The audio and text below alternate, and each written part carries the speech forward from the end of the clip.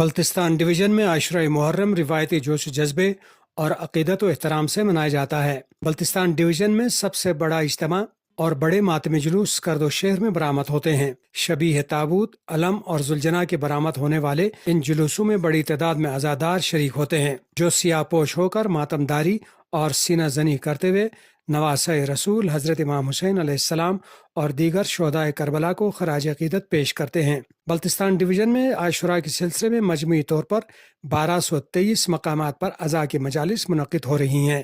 سکردو میں 572، گانچے میں 285، شیگر میں 202 اور کھرماؤں میں 104 مقامات پر مجالس ہوں گی، جبکہ عاشوراء کے ماتمی جلوس بلتستان بھر میں 170 مقامات سے برآمد ہوں گے۔ حکومت نے ان جلوسوں کے لیے سیکیورٹی کے خصوصی انتظامات کر رکھے ہیں۔